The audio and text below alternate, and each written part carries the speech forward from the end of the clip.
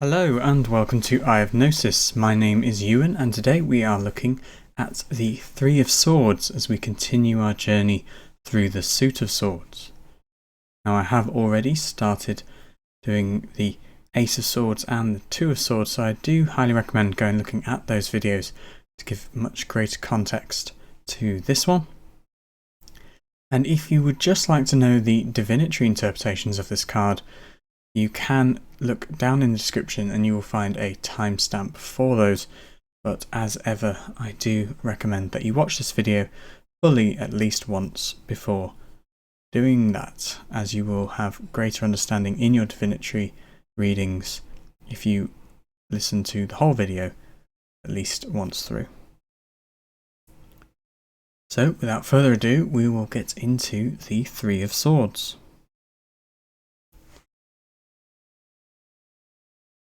So on the card we see the Magus's sword that we saw in the Ace of Swords at the centre of the card.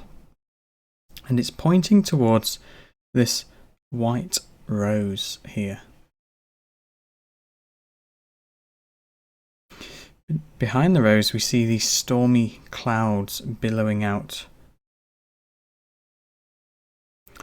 And we see these two scimitars joining the Ace of Swords in piercing the rose as the petals fall off it. And if we look on the handles of the scimitars, we see these goat's horns. Behind the rose and the ace, we see the pinwheels which we saw in the previous card, but they are starting to disintegrate, taken a darkened hue and look less formal and structured. And above the rose we see the sign of Saturn. Below the ace we see the sign of Libra. So the Three of Swords is known as sorrow. In previous suits, 3 has represented itself as an auspicious number. Yet here in the Swords we are presented with a disturbing encounter. Yet whilst this may appear ill-fated, in truth this sorrow we see is a necessary evil. The Three of Swords is sorrow because there is a significant loss here, and that is the comfort of duality. The departure from duality is a concept that is usually lauded in other suits, yet here in Yetzirah, the Suit of Swords, it is deeply upsetting and unsettling. 3 presents the case that 1 and 2 can never be alone in the supernal triad, and, furthermore, that they are all ultimately one, and thus no thing. In the insubstantial realm of thoughts, this is a disaster, for the greatest insecurity of the mind has been exposed, that they do in fact not exist, or at least in the manifested form that they believe themselves to be. 3 is also the dimension of Yetzirah as we follow down the Tree of Life and apply it to the different suits. It is the identity that exists between subject and object, which is represented by the wands and cups respectively. This is also sorrow. The thought must accept its dependency on all that it is not, or at least what it thinks it's not.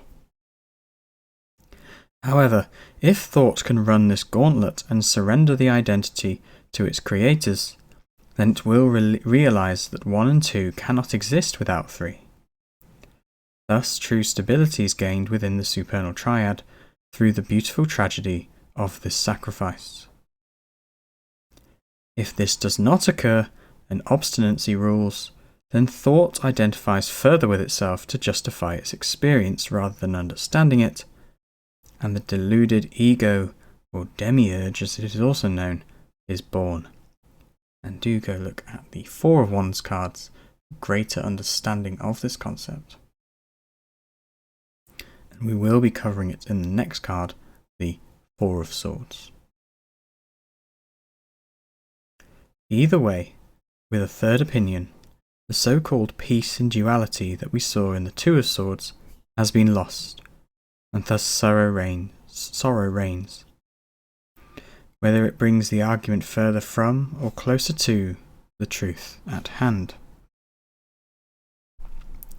Here we see how the Three of Swords represents painful experiences that are necessary to bring us closer to objectivity. It is the struggle that comes when we face cognitive dissonance and change our beliefs and opinions based on fact rather than subjective comfort. 3 is the new thought that contradicts our existing binary beliefs in order to resolve any suffering that they are creating in our lives and/or the lives of others. So we're going to have a little look now at the symbolism we see in this interesting card, the Three of Swords. So in the Three of Swords we see the return of the Magus's sword, and it is the same symbol of mental clarity and wisdom as it was in the Ace of Swords. Yet now we see that the moons on its hilt have shrunk, representing a necessarily diminished quality of reflection in its piercing thrust through the rose of peace. Objectivity is the key to salvation from the stalemate of duality, and there has been enough reflection on what is right and what is wrong. It is now time to act. So we saw that stalemate in the Two of Swords. What the Three of Swords now is really saying is that we have to do something with that. That can create a lot of pain as we move away from that comfort of peace, or at least so-called peace. Here we see that the Magus's sword is supported in its quest by these two scimitars. The scimitar is called the Sword of Truth in Islam, and here the two swords hold the white rose down as it is torn apart, as they represent the duality that 3 can either choose to resolve by acknowledging that it is one, creating truth and wisdom, or it can ignore it and create further suffering. And the petals really do represent that suffering. The hilts are decorated with ram's horns, or rather should I say goat's horns, as they represent the Capricornian nature of Saturn, which we see at the top of the card, which is grounded and objective in its sobriety. The dark clouds in the background of the card further represent the heavy influence of Saturn on the graceful sign of Libra, which we see at the bottom. Yet this is not ill-dignified and is in fact quite the opposite, for Saturn is actually exalted in Libra, as it puts pressure on the indecisive nature of Libra, forcing it to make a choice rather than perpetually people-pleasing and becoming stagnant. From Libra's point of view, this is a monstrous thing, yet ultimately leads to its virtue, achieving true balance and harmony in 3. And again, if we remind ourselves, looking back at the Three of Wands, that card is known as virtue, and the wands are of course the most expansive dimension of the 4 suits. In other words, here we see that Libra has to accept that 2 cannot exist without 1 and 3. And Saturn's objectivity is the painful means by which it can realise this. If we look at the petals of the rose, we will see that there are 16 petals, and this alludes to Atu 16, the Tower card, which is a Major Arcana card. And this is the sudden and necessary change in our lives, further emphasizing the nature of this card. We see that 3 of the petals have fallen off, because actually these 2 look like they are still attached, so just 3 have fallen off. And sorry, and these represent so we have the 3 petals here, and this represents Atu 13, the death, and this is another card necessary in endings and transformation, so 16 -3 is 13. That is Atu 13. That's Scorpionic card. Of course, Scorpio follows Libra in the zodiac. However, there is a warning regarding Saturn's precise and unforgiving approach here. The white rose is the divine feminine, and the Magus' sword represents the divine masculine in a less dignified state than that we see in the wands. The masculine, so thoughts here, have penetrated the feminine nature to discover the mysteries of life. But in its literal and single-minded pursuit, the masculine here has destroyed that which was beautifully perfect to begin with. And this is the heart of the Great Mother, and it has become truly broken. Here we see the fallacy of thought, in that just because our thoughts could pursue a course of action doesn't mean they necessarily should. Thus, the shadow aspect of this card is demonstrated. That is being the third opinion, which takes the mind further from the truth. This is further emphasized by the disintegrating pinwheels, which we know represent the turning of the mind in the background. These show us that the fluid motion of a balanced mind has become disrupted and chaos is now on the horizon. Okay, now we're going to look at the divinatory interpretations of this card.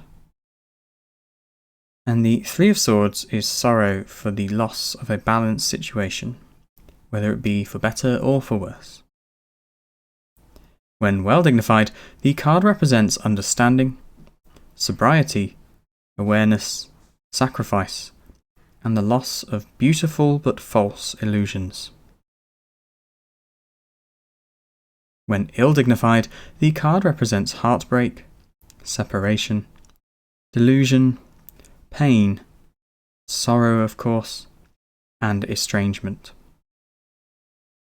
The key concept here is loss, and knowing that comfort can never truly be attained unless we acknowledge and can live with the inevitability of suffering. So that has been the Three of Swords. It's quite a heavy card, literally there with the Saturn on top of Libra. But I thank you all for watching the video and making it to the end. And if you enjoyed or found what was useful here today, it'd be wonderful if you could leave a like on this video, as it really helps the channel and helps spread this knowledge out there on YouTube. And if you really liked what you saw today and would like to see more videos about the Thoth Tarot deck, which can be applied of course to any tarot, as well as tarot readings that I do for the zodiac signs, and tutorials for different types of tarot spreads and concepts within the tarot, then please do hit that subscribe button and the bell icon so you don't miss any future videos. So thank you again for watching this video, and I will see you in the next one when we look at the Four of Swords. Thank you again, and may peace be with you wherever you are in the world. Goodbye.